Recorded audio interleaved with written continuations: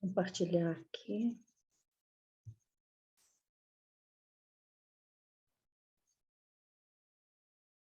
Vocês estão vendo aí a tela? Ainda não, já. Entrou, já. Entrou? Sim, sim. É porque eu não consigo enxergar daqui, né? Isso. Então, vamos lá. Bem, hoje nós vamos falar, a gente vai comentar, a gente vai aprender um pouquinho, né? A gente vai ver o que Joana tem a nos dizer com relação... Espera aí que eu não estou conseguindo passar para frente. Isso. Esses momentos de consciência, hoje nós vamos falar de maturidade e reencarnação. Como eu disse, né, antes, a Karina me orientou a fazer uma leitura e uma pesquisa no Livro dos Espíritos, no Evangelho segundo o Espiritismo, é o capítulo 6, no item 5, que tem tudo a ver com o que a gente vai comentar, com o que Joana ela nos coloca, né? O ponto de vista, como ela vê a questão da maturidade espiritual, né? Então, o espírito de verdade, né, que é o espírito de luz suprema, Jesus, né? Ele nos coloca, né? Ele chama, ele nos chama espíritas. Então, se você lê, a princípio você fala espíritas, parece uma coisa assim, como um chamamento de uma pessoa que frequenta uma casa espírita, uma religião, alguma coisa nesse sentido. Mas ele chama atenção para duas coisas importantíssimas, que são a base, inclusive a base do que Jesus veio nos ensinar, que veio pregar, que é o amor, né? O amor a Deus, o amor ao próximo e o amor a nós mesmos. Com essa ideia, Jesus Cristo, ele modifica digamos, aquele atavismo, aquilo que já estava, que está desde os tempos, os primórdios, né? De que você precisa, a lei de Moisés, né? Aqueles 10 mandamentos, que naquela época tinha um jeito diferente de mostrar, porque era o primitivismo puro. Então, eles só entenderiam através do primitivismo também. E a partir desse momento, né, os espíritos eles foram sendo trabalhados, foram sendo acalmados, foram sendo aplacados, e a gente continua nesse embate até hoje. Então, ele fala, espíritas, amai-vos. Eis o primeiro ensinamento. Amai o que você estuda, amai aquilo que você acredita de verdade. Amplie o seu conhecimento. Ame o seu próximo como a você mesmo. Você não é maior e nem menor do que o outro. Você pode ter mais capacidade para determinadas coisas, mas o outro tem capacidade para outras coisas que você não tem, que eu não tenho. Então, esse amor é um amor de crescimento, é o amor ao próximo. Esse é o primeiro ensinamento. E, principalmente para nós que comungamos a doutrina espírita, que tem a base em Jesus, amar a Deus sobre todas as coisas e ao próximo como a ti mesmo, então a nossa responsabilidade ela se torna ainda maior, né? Os nossos erros, muitas vezes nossa, mas eu errei nesse ponto, mas eu estou cansada de saber que isso não é assim, e eu vou lá e refaço, Então, como que eu vou trabalhar comigo esse refazimento, né? Conosco, instruindo-nos. Por mais que eu ache que eu saiba ou que eu não preciso aprender, é exatamente nesse ponto que eu preciso aprender mais. Então, o primeiro mandamento, o primeiro ensinamento, amai-vos. O segundo, instruí-vos. Então, como Kardec, né, é muito interessante, me veio isso aqui agora, o Kardec, ele veio com essa missão, né, de difundir aí o Cristo Consolador, né, que é o Espiritismo.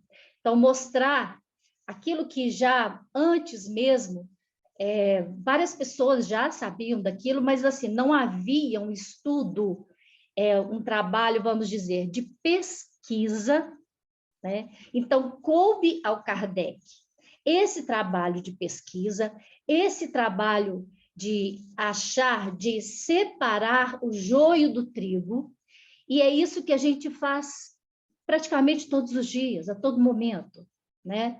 Então, ele precisou de quê? E ele, interessante ser ele, porque ele, a princípio, ele era um cara que não acreditava em nada, ele não tinha uma religião. Então, assim, ele não tinha aqueles resquícios, ele não tinha, na época dele, ele não tinha aquela coisa de coisas pré-formuladas, né? Então, ele foi ali analisando, entendendo. Sabemos nós que ele já trouxe, que ele já havia vivido em vidas anteriores e voltou com essa missão, né? Então, lá no momento em que ele não sabia, enquanto ser terreno, ele começou, então, a questionar e a indagar, e teve a responsabilidade de separar as mensagens que chegavam para ele, naquele momento, né, das mesas girantes, que foi aquele período na França. Então, ele começou a fazer esse trabalho de separação. O que eu posso confiar, o que eu não posso confiar, né?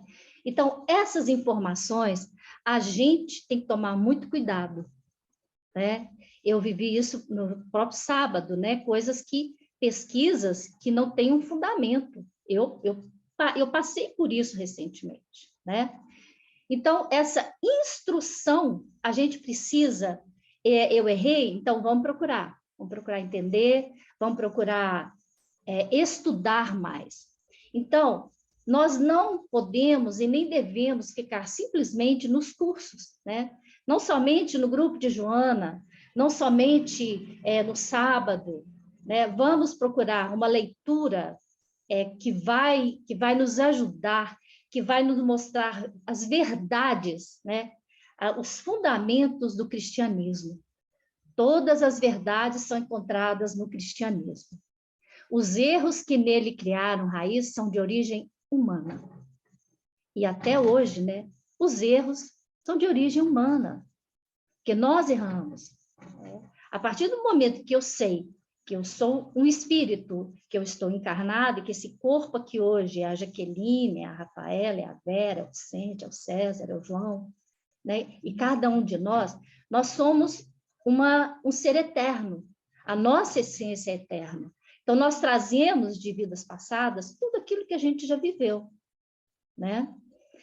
Eis que, além do túmulo, em que acreditáveis o nada, vozes vêm chamar-vos. Então, vem a questão aí da intuição, né? O que a Verinha, a gente estava falando.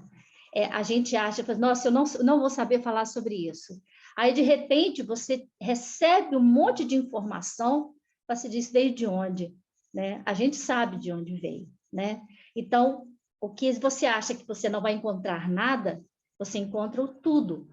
Porque se você acredita, né, que nós somos seres eternos e que nós temos, a nossa base cristã, ela veio, né, com a base, através de Jesus, amar ao próximo como a ti mesmo e a Deus sobre todas as coisas, né?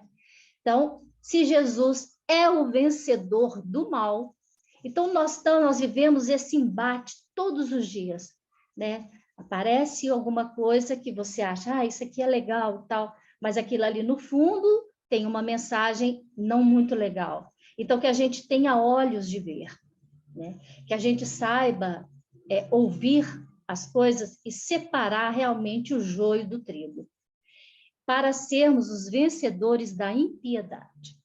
Essa questão da impiedade, né, um aprendizado muito recente para mim também, né, a questão, sabemos que caridade é o amor em ação, e a piedade é o amor em compreensão. Então, a partir do momento, o que é a impiedade?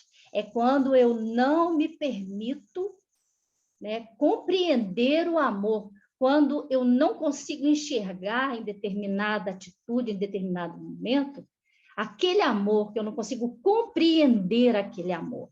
Então, que a gente seja os vencedores dessa não compreensão do amor. E, para isso, além, né, daquilo, do que a gente ouve, daquilo que a gente lê, a gente tem que ampliar. Então, a nossa responsabilidade ela é muito maior, e por isso mesmo, se somos espíritas, se eu bato no peito e falo, eu sou espírita, eu tenho que ler a respeito, eu tenho que melhorar, eu tenho que aprofundar, eu tenho que crescer naquele ponto, né? Maturidade e consciência. Quando eu estava elaborando essas lâminas, eu tentei apagar essa primeira parte aí, ó, Livro dos Espíritos, questão 621, para eu colocar uma nova instrução, né? Uma nova orientação de Joana, uma nova fala de Joana. E quando eu vi essa parte, ela não apagou. Eu tentava apagar, ela não apagava. Eu falei, então é para ela ficar aí, né? E essa questão 621 está lá no conhecimento e consciência, na parte que a gente fez o comentário anterior. Onde está escrita a lei de Deus? Na consciência. Reforçando que aqui são momentos de consciência. E Joana, a inteligência dela é tanta que ela coloca momentos de consciência. A consciência, ela flutua, né? A impressão que tem que, às vezes, ela foge, mas, de repente, ela vem. Então, exatamente nesses momentos, por isso, instruí-vos, né? Para nos instruirmos, para a gente procurar fontes fidedignas, fontes que realmente traduzem o cristianismo, né? E traduzem, nós temos aí Chico Xavier, nós temos Divaldo Franco, Joana de Ângeles, né, Leon Denis, Allan Kardec e tantos outros, né, só para fazer um geral aqui. Então, Joana começa Maturidade e Consciência com o seguinte parágrafo. A consciência atinge a plena conquista quando o ser amadurece no seu processo psicológico de evolução. Esse primeiro parágrafo, a impressão que eu tive, depois, à medida que eu fui lendo, é como se ele fosse um resumo, né? O que a gente chama, dentro do estudo de português, de tópico frasal. É a frase-chave de um texto. Então, esse é um tópico frasal de Joana, porque ela fala: consciência atinge a plena conquista quando o ser amadurece no seu processo psicológico de evolução. Então, nesse nosso processo evolutivo, nesse nosso processo de amadurecimento, né? Aqui inclui desde a época lá do primitivismo, hoje nós somos espíritos muito mais evoluídos, e tem surgido e vem surgindo espíritos mais evoluídos ainda. Eles estão chegando aí, né? Já estão dentro das nossas casas, já fazem parte das nossas famílias, né? Esse amadurecimento é o resultado de um contínuo esforço em favor do autoconhecimento e da coragem para enfrentar-se. Então, vamos lá. Amadurecer dentro do aspecto psicológico, Joana destaca, né, que esse amadurecimento, esse processo, ele se fortalece e ele desenvolve e evolui a partir do autoconhecimento. Quando você se permite conhecer os seus limites, né, os seus embates, quando você consegue, olha, eu tenho uma dificuldade tremenda de perdoar fulano. Será que é alguma coisa, o que nele te machuca? O que nele reflete em você? A gente tem muita dificuldade para isso, né? Muita mesmo. E esse é um processo de autoconhecimento.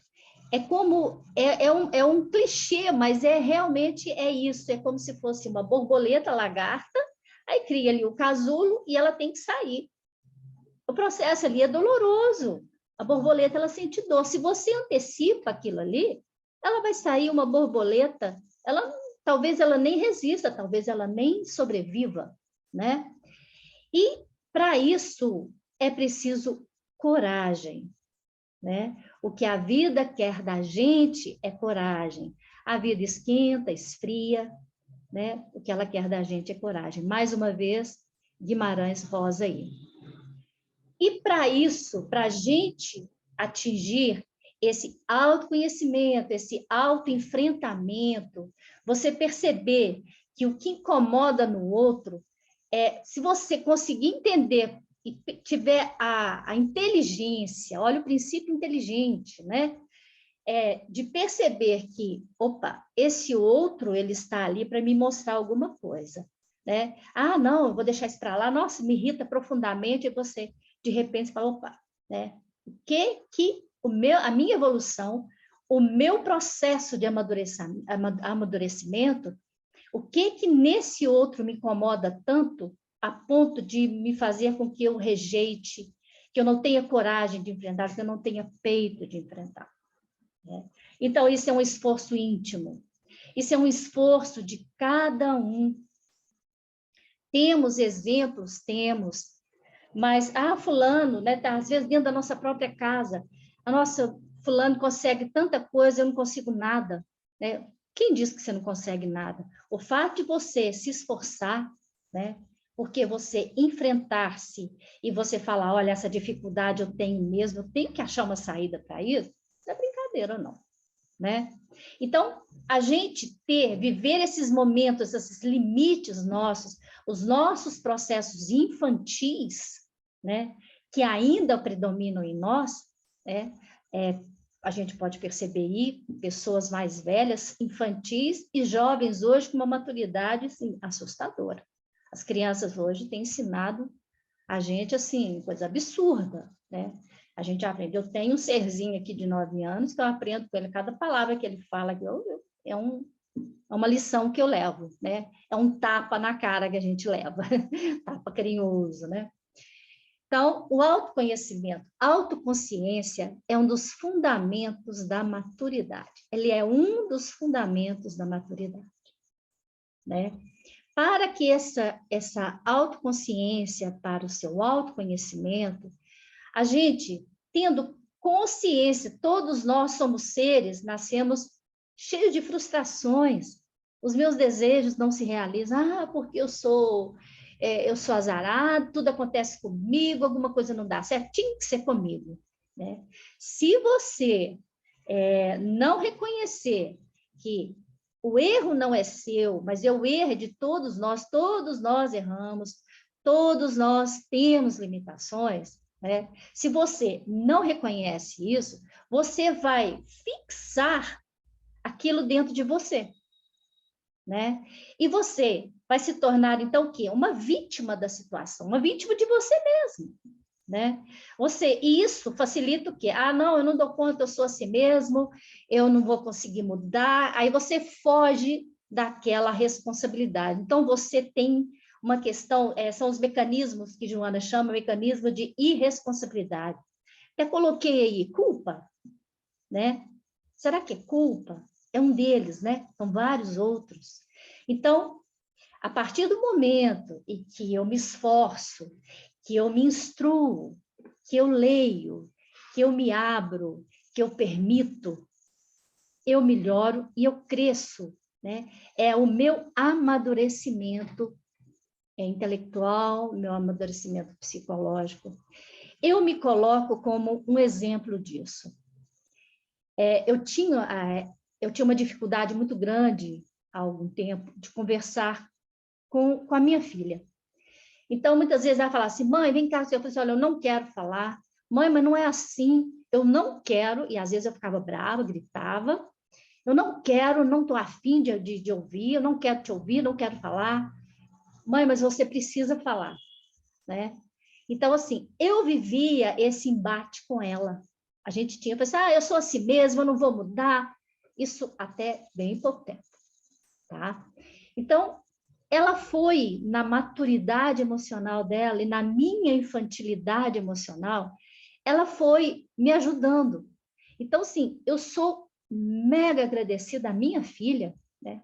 Que ela, mais jovem do que eu, mas aí com uma maturidade emocional e psicológica, ela foi me mostrando. Mas, à medida que eu fui me abrindo, eu tive que permitir que ela entrasse em mim, né? Eu tive que quebrar essa casca. Eu tive que começar a sair um pouquinho do casulo e tirando aquilo ali, e não foi fácil, não. Né? Hoje mesmo nós conversamos sobre isso. Tá? Então, eu agia de uma forma irresponsável. Eu tentando me anular, não vou, porque é muito mais fácil falar assim, não dou conta, eu não quero, pronto, e sai de perto, do que você viver aquilo, você se peitar, você se olhar no espelho e falar assim, olha, eu realmente sou assim, eu tenho que achar uma saída, eu tenho que resolver isso, né? Então, aí vem a pessoa e te fala coisas que você fala assim, nossa, eu precisava ouvir isso, não. Que isso? Aí você vê o outro, você é falta de respeito, porque, né, mãe, pai, não. Né? É um ser que veio para me ajudar. E é um ser, e eu te falo, muito melhor do que eu. Infinitamente melhor do que eu. Né? E que eu agradeço e que de mãos dadas comigo, está agarrada aqui comigo na luta, né? E como eu já melhorei. Se eu não tivesse melhorado, eu não estaria aqui com vocês hoje. Pode ter certeza disso. Né? Então, essa maturidade, ela não se restringe ao desenvolvimento natural e normal, né? Infância, né? Bebê, lá com seus até 3 anos, depois a criança, depois o pré-adolescente, adolescente, adulto, e assim vai, velho, idoso e tudo mais, né? Não é isso que Joana está levantando aqui, não. Né? Vai muito além disso, porque são desenvolvimentos, né? São fases da vida, mas da nossa vida espiritual, do nosso amadurecimento espiritual. O espírito é o agente da vida e dele procedem os valores que são ou não considerados durante a existência corporal. Daí explica-se, né? Adultos imaturos e jovens maduros. Esses jovens hoje, essas crianças hoje, né? O meu neto, muitas vezes, ele fala assim, vó, mas não estou acreditando que você está falando um negócio desse. Você já é uma idosa, às vezes ele brinca comigo, você é uma idosa. Não estou acreditando que você está falando isso. Né? Tipo assim, eu falo assim, mas o que foi que eu falei? Aí você vai pensar, nossa, realmente, eu falei, Matheus, realmente você tem razão. Eu não devia ter falado isso, não. Vovó não foi legal nisso, não. Tá certo. Então, assim, não tem nada a ver a minha maturidade enquanto ser terreno, né? Eu, já com meus 60 anos, caminhando já para meus 61, né? Eu tenho filha, eu tenho neto, que são muito mais maduros espiritualmente, muito mais maduros emocionalmente do que eu. E como eu aprendo? Mas por que hoje eu falo que eu aprendo? Porque eu permiti esse aprendizado, né? Esse amadurecimento é um amadurecimento psicológico, né? Ele se expressa de uma forma natural. Então, eu percebo, né, as crianças hoje né? Os meus sobrinhos. A gente geralmente fala quem está em torno da gente, né? Não é destacando que, meu neto é melhor, não é isso, tá bom? Eu estou simplesmente citando exemplos que estão próximos, e cada um tem os seus exemplos aí, né? Com certeza tem. Então, expressa de uma maneira natural, eles são naturais, né? Esse espírito já chega evoluído, então ele age naturalmente, né? O perdão que eu tenho dificuldade de ter, você percebe, as crianças hoje, elas não têm aquela coisa, porque não sei, de vingança, aquele negócio, não tem aquela sede que muitas vezes a gente tinha na infância, né? E que a gente ainda tem hoje, aquela sede de vingança, aquela sede, não é assim, porque eu tenho que provar isso. Não tem que provar nada, né? Tem que provar para você mesmo, né? Porque a partir do momento em que você desenvolve, que você se esforça, você vive esse contínuo esforço, você vai aprender, e as suas debilidades, né, vamos dizer, debilidades físicas, as nossas debilidades morais, as nossas debilidades psicológicas, elas vão crescer. Eu vou me tornar um espírito melhor. Se o meu espírito fica melhor, eu vou me tornar um ser humano muito melhor, né? Eu não quero ser modelo, né? Eu não quero ser exemplo, mas a gente precisa melhorar para a gente deixar aqui exemplos bons, né? Eu não quero, mas eu preciso fazer a minha parte, tá? Então, o ânimo, né, para corrigir e superar. Então, quanto mais eu me instruo, quanto mais eu percebo, eu me aceito com as minhas limitações, com as minhas dificuldades, e vem Joana e te joga, ela te joga mesmo, fala assim, olha, você tem que crescer, se vira, dá um jeito, vai ler, você é espírita? Então, pega um livro e vai ler. Vai escutar alguém que vai te falar algumas verdades, aceita, porque a vida é assim. Então, nós vamos crescendo, né? Jesus veio aqui na Terra, ele apanhou, né? Provando, a única coisa que ele falava, amai-vos uns aos outros, como a ti mesmo e a Deus, né? Abra a sua mente, né? Perceba, veja o seu irmão com olhos de amor, saiba ouvir o que seu irmão tem a dizer, não se feche, não fuja de você, aceite. E ele sofreu todo aquele sofrimento, tudo aquilo, porque ele falou de amor.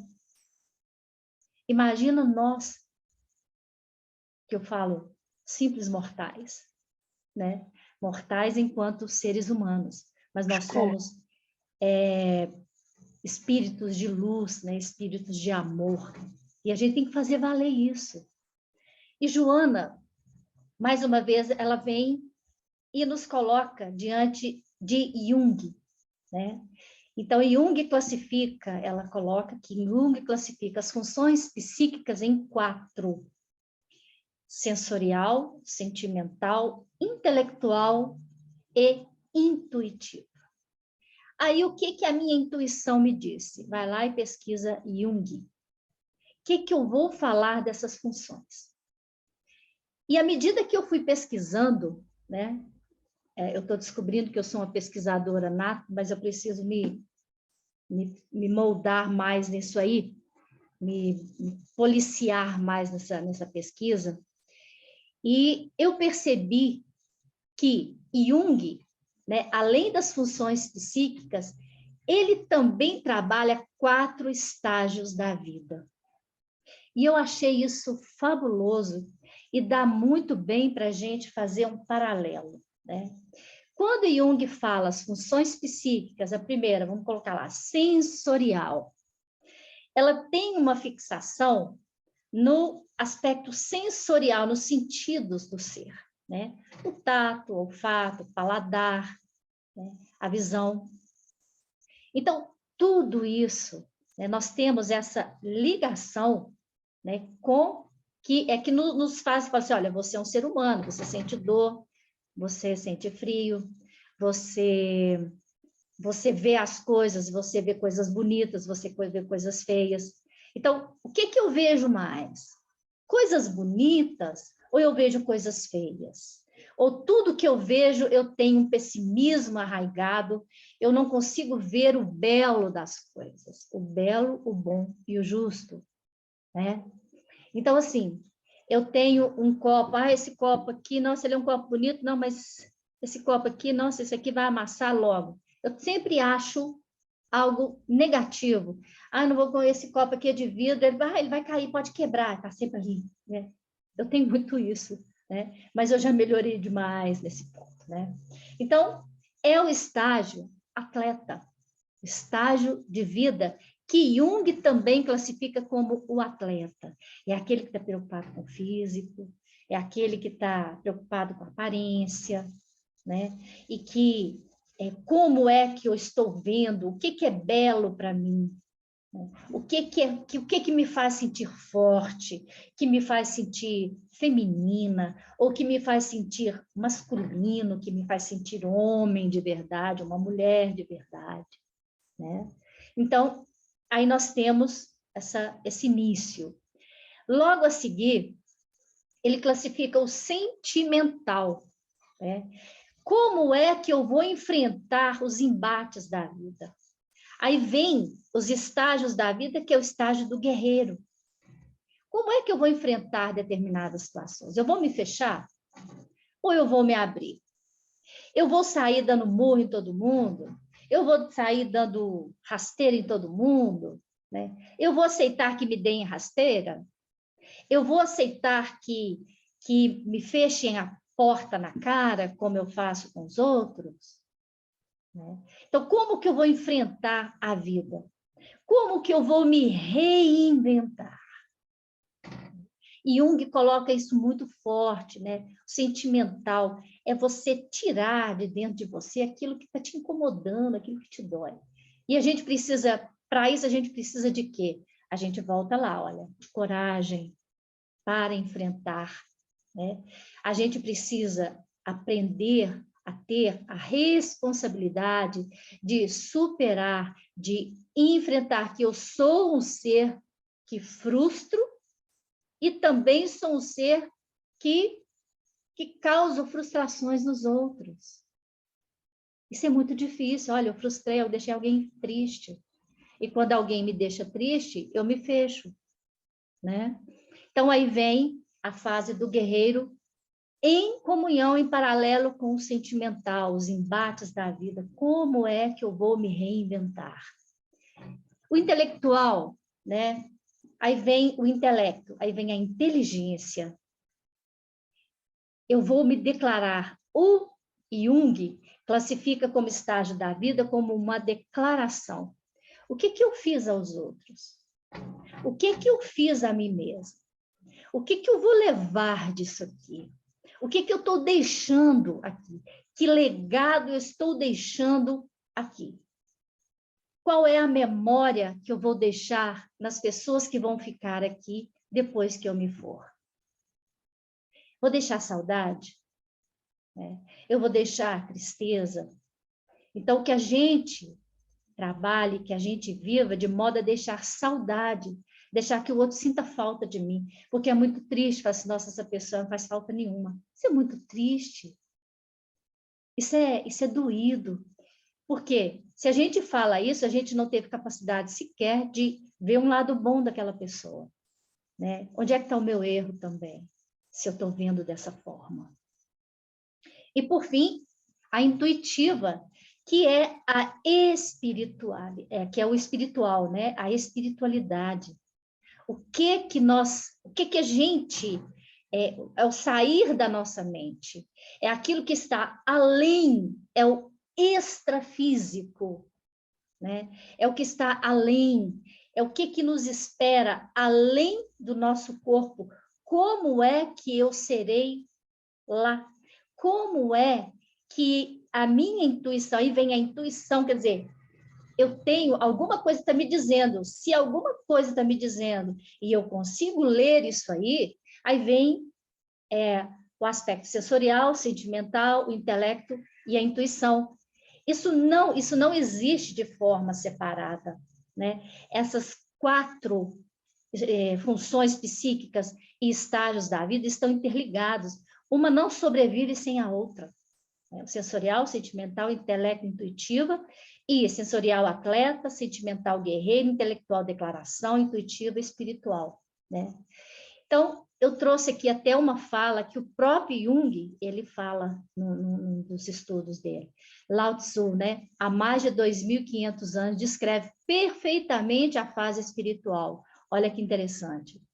Você pode se afastar de sua própria mente e assim entender todas as coisas, dando e alimentando, tendo sem possuir, agindo sem expectativas, liderando e não tentando controlar. Essa é a suprema virtude. Né? Então, nós temos aí, são virtudes, a suprema virtude é o amor. É o amor incondicional, é o amor a nós mesmos. Nós vamos levar isso e vamos deixar, nós temos que trabalhar para deixar isso aqui, né? Isso é um todo harmônico, olha, a plena realização da consciência. E Joana, ela retoma também falando que a criança, né, aquela pessoa infantilizada, ela pega-se à posse e não doa, né? Porque a criança, ela tem isso, aquele amor possessivo, né? É o tempo presente. Ele vive, nós vivemos aquilo, que importa é aqui agora, é o que eu tenho, né? E o adulto, ele já compreende. Então, a nossa maturidade, a partir do momento que eu estou maduro psicologicamente, intelectualmente, espiritualmente, eu aprendo a doar. Olha lá, o amor é a ciência e a arte de doar. Então, tá aí, é ciência, isso está provado, né? E nós estamos aqui para provar e aprovar isso, né? E aprovar e aceitar, né? Proporcionar felicidade a outrem, proporcionar felicidade a mim, né? Eu preciso, o tempo é o futuro. Então, eu estou trabalhando comigo porque eu quero ser melhor enquanto espírito. Eu quero ser melhor de forma intuitiva, que a minha intuição me mostre o lado bom das coisas, a felicidade das pessoas, o gesto de estender a mão, mesmo com todas as dificuldades, né? Me lembro sempre quando César uma vez falou assim, vocês acham que Jesus gostava de fulano ou de ciclano? Não, mas ele amava. Ele podia não gostar, mas ele amava porque ele via naquela ali um ser filho de Deus, né? Então, quando a gente consegue perceber isso e a gente consegue amar, mesmo que aquela pessoa não te ame, ou mesmo que você tenha dificuldade, mas você vê nele o Filho de Deus mesmo, o seu irmão espiritual, o seu irmão universal, né? Você se beneficia. O maior beneficiado é sempre a gente, como a Vera falou. Quando a gente estuda para falar para vocês, nós aprendemos muito mais do que vocês imaginam, né?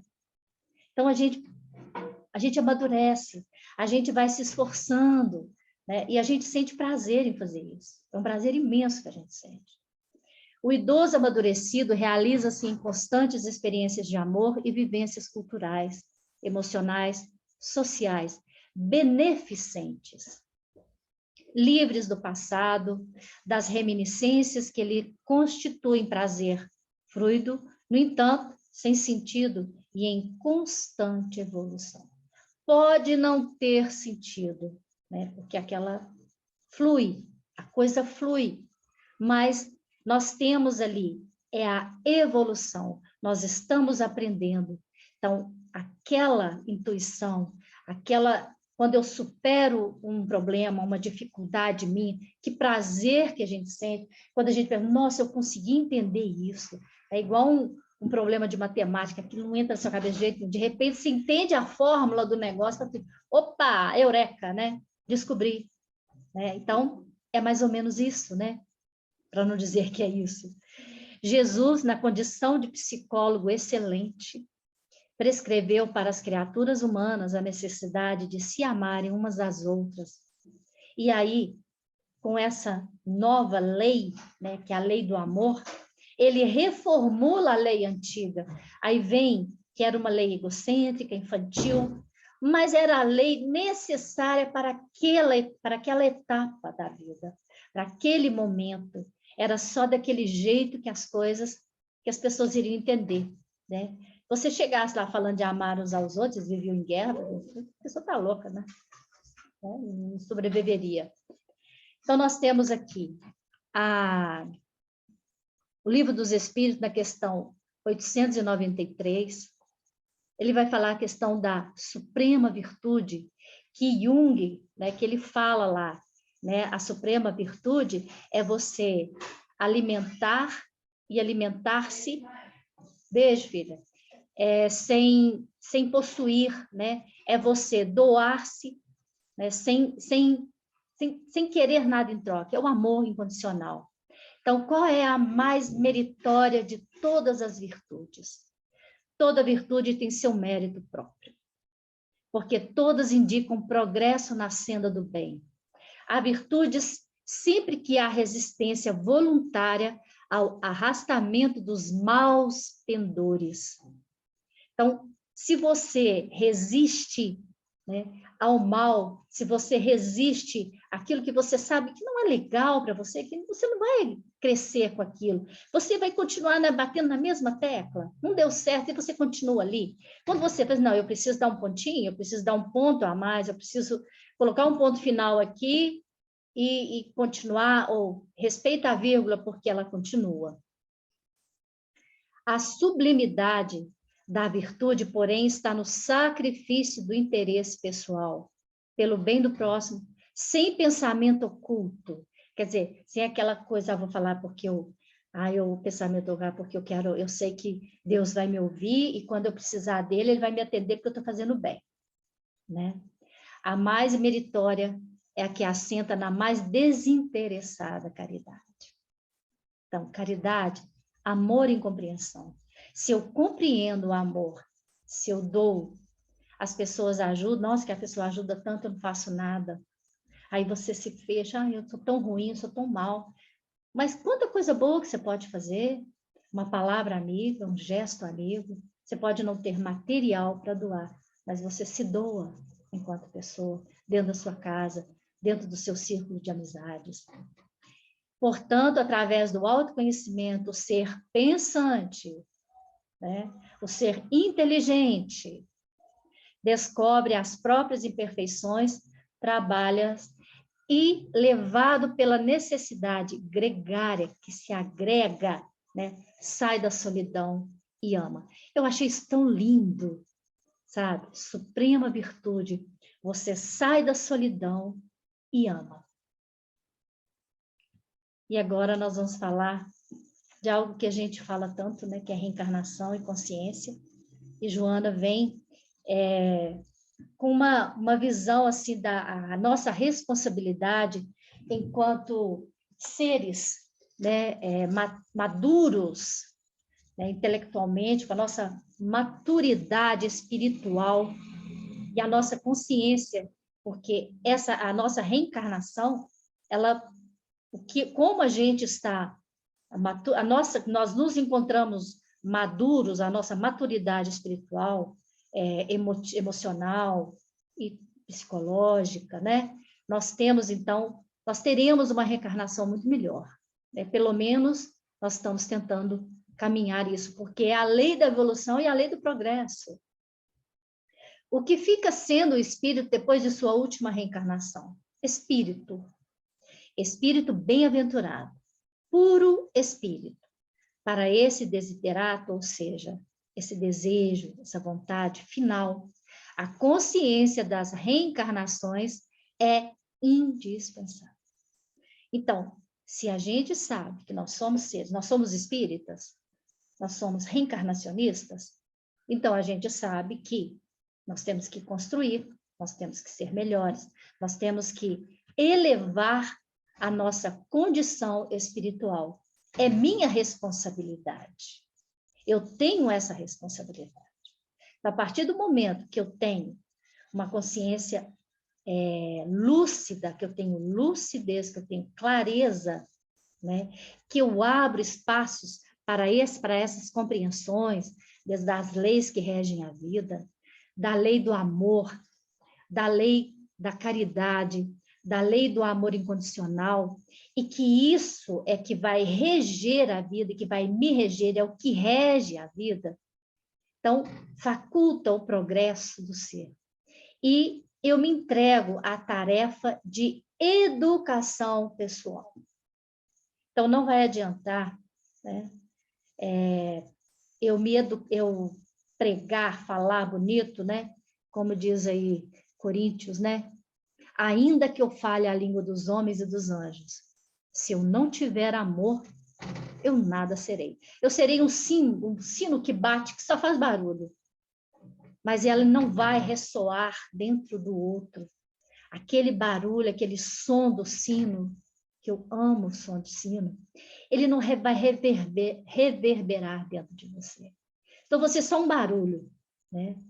E a partir do momento em que eu me entrego a essa educação pessoal e que eu envolvo, que eu me preocupo em melhorar a mim e quem está perto, lógico, se eu melhorar a mim, eu melhoro quem está perto de mim, eu vou me situar, né, naquela sociedade, naquele mundo em que eu me encontro. A ideia de Deus e da sua justiça evoluiu. Então, Deus, né, ele coloca a reencarnação, ela não é punição. Muito pelo contrário, né? Ela é uma dádiva de Deus. Então, é uma bênção que Deus nos dá. É a bênção do amor de Deus para conosco. Então, se eu estou aqui e eu estou melhorando, eu procuro me melhorar, se eu assumo os meus erros, se eu assumo as minhas limitações, se eu assumo as minhas dificuldades, eu estou auxiliando esse espírito que é responsabilidade minha, que está comigo, esse meu espírito que sou eu, é o meu eu verdadeiro, é o espírito que eu carrego. Eu vou desenvolver, né, ideias que estão, às vezes, amortecidas lá dentro de mim.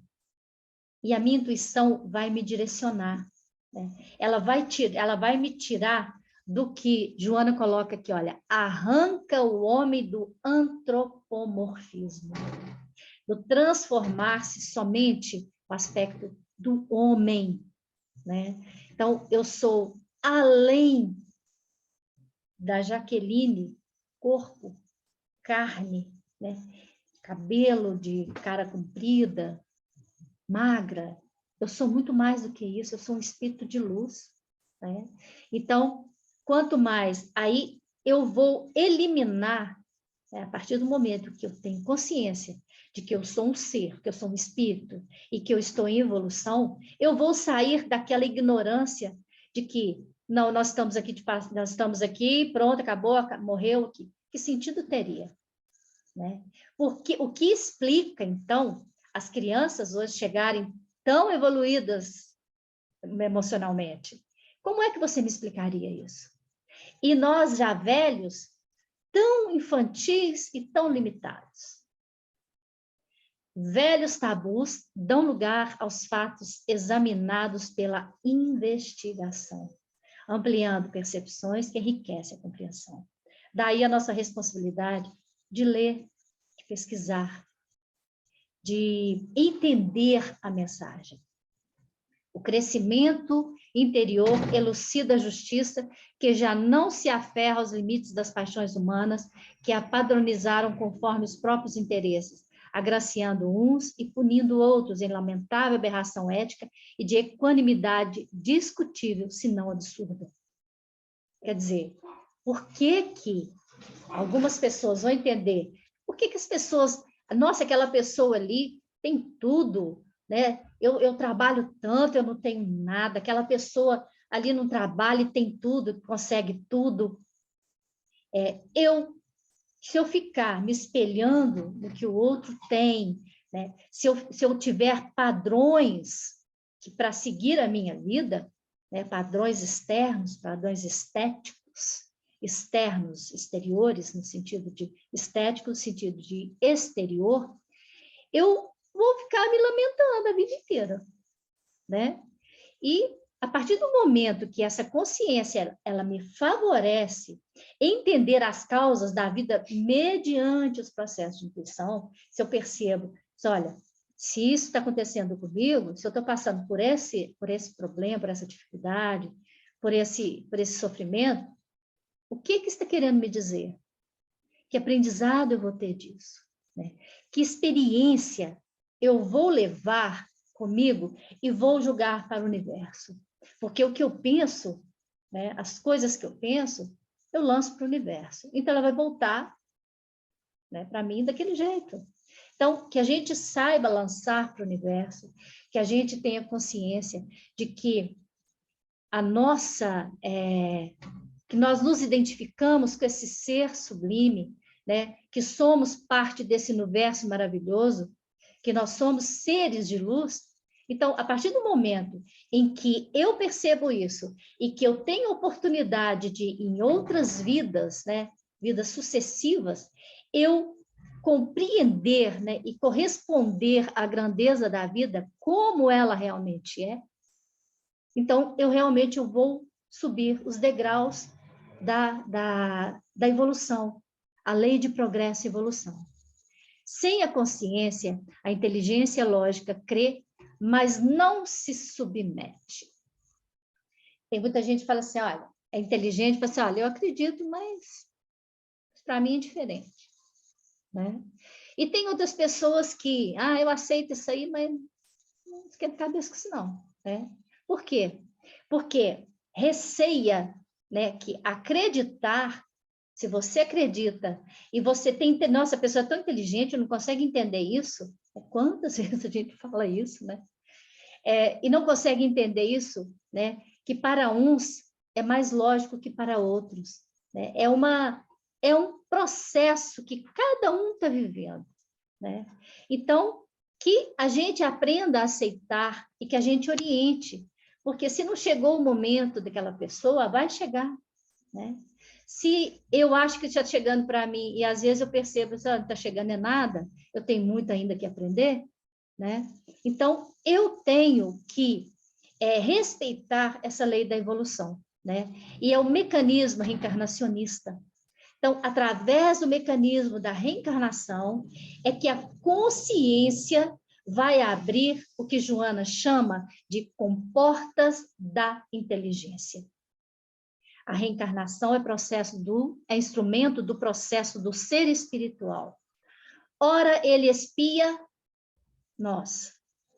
Quando são graves os seus delitos, submetendo-se às aflições que constituem disciplinas educativas, mediante as quais se fixam nos painéis profundos da consciência os deveres a cumprir.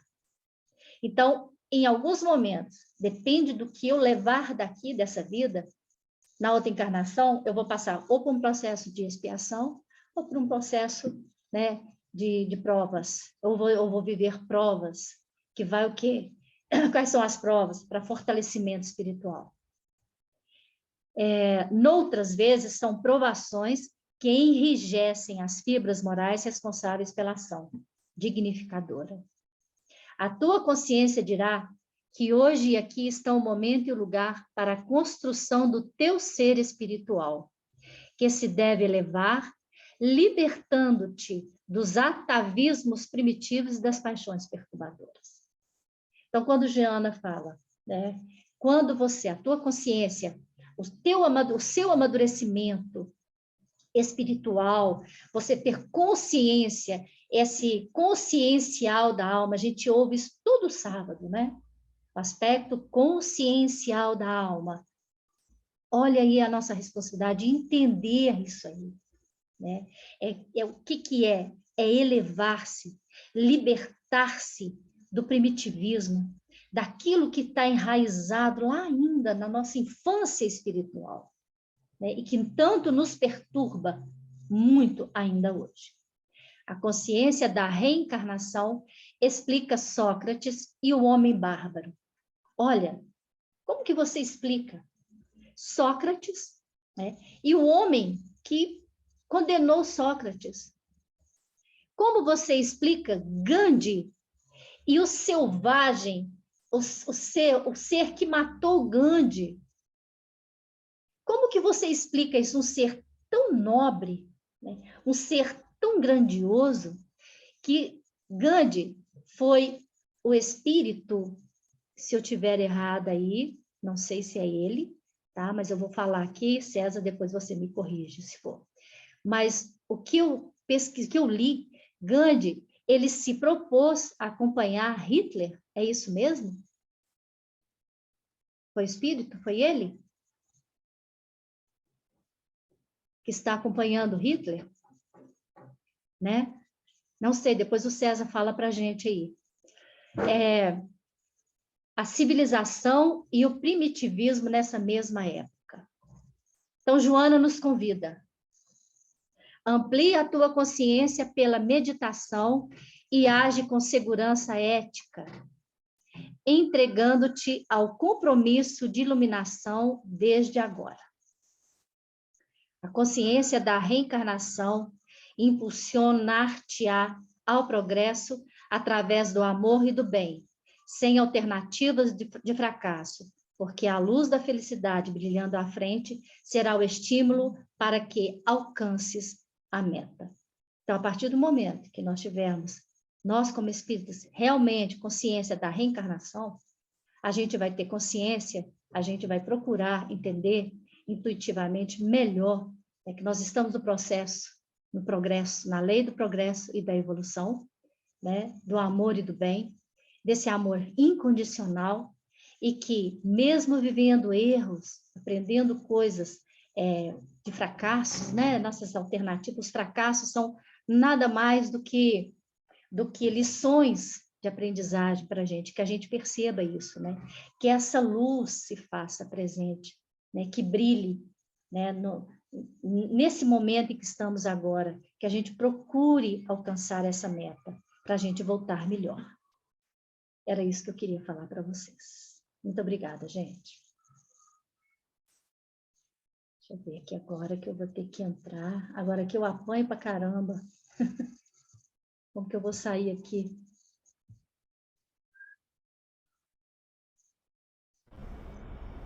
No alto da sua tela deve ter lá interromper compartilhamento já. Stop share, não é? Isso. That's it, lady. É isso aí.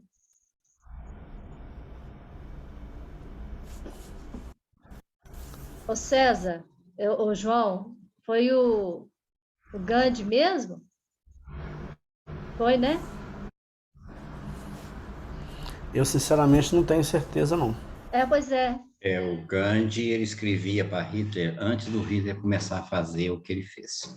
Eu já mandava carta para ele, já avisando para ele, olha, toma cuidado, tal, aí avisando para ele para não fazer o que ele ia fazer, né? O Gandhi tinha essa percepção, sim, né? E além da percepção espiritual, a questão da inteligência, né? Sim. Né? A inteligência, da capacidade de geopolítica, que é negócio todo.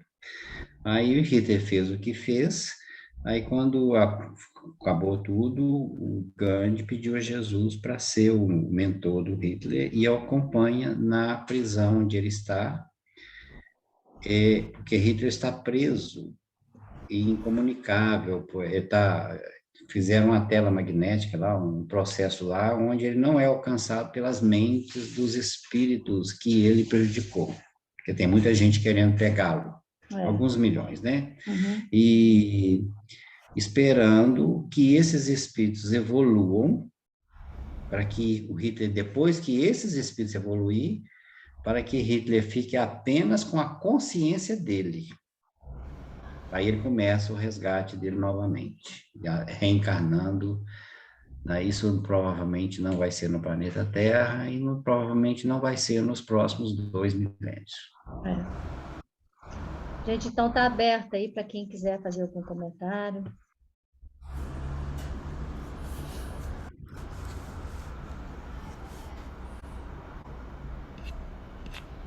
Bom, meu comentário, esse estudo foi muito bem preparado.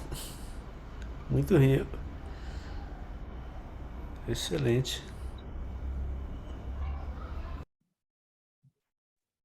Muito bom te ver aqui, viu, João? Pode voltar sempre. Posso falar o mesmo. Eu realmente estou precisando, sabe, Jair, fazer muita prece, estudar bastante. Eu tenho ouvido muito Dom César ultimamente, entendeu? É, Então eu preciso. Eu e preciso. ontem ainda conta, eu fiquei umas 2 horas conversando com o Arnaldo ainda, pelo amor de Deus. Credo. Eu Arnaldo é tenho, irmão do João. eu tenho que falar do César, a mesma coisa eu falei da Renata lá. Outro dia a Renata estava brincando comigo lá, me enchendo a paciência no LOL. Aí tinha, não sei quem tá pra mim, falei, deixa eu contar pra vocês, a minha história com a Renata é parecida com a do César. Uma vez eu tava lá no céu com o painho, aí ele chegou pra mim e falou assim, ó meu filho, eu tenho uma missão muito difícil pra você na terra. Eu falei, pois não, meu pai, eu tô à disposição. Você vai sofrer muito, você vai ser crucificado. Eu falei, não tem problema. Aí chega Jesus lá correndo, não pai, deixa ele no lugar dele. Eu falei, porra, Aí Deus falou, mas calma, meu Jesus, eu tenho outra missão para você. Eu falei, não, eu prefiro ser crucificado e conviver com César, pai. Você vê, né? Ai, ai. Isso aqui é privilégio. Essas coisas, mas é uma brincadeira, mas é isso mesmo. Eterno aprendizado nosso, né? E interessante essa pergunta e é feita aí, né? E os espíritos fazem, né? E depois de evoluir, não é isso? Continuam espíritos, né? Mas isso, né? A gente vê a questão do Cristo, né? Hoje, provavelmente, se a gente for falar para alguém de outras religiões, o Cristo ele não é o Filho unigênito de Deus, né? Assim como muitas religiões pregam, ele seria o único Filho. O Cristo é apenas um dos, e Jesus é apenas um dos Cristos, né? Um dos espíritos mais evoluídos estão ao lado do Pai, provavelmente se assustam, né? Mas se a gente, a partir do momento que a gente toma a dimensão do universo em si, né? De quantas galáxias, quantos planetas, a gente toma consciência do mínimo que a gente é, né? A gente entende isso. E eu fico pensando, às vezes, exatamente da pequenez nossa, né? Em relação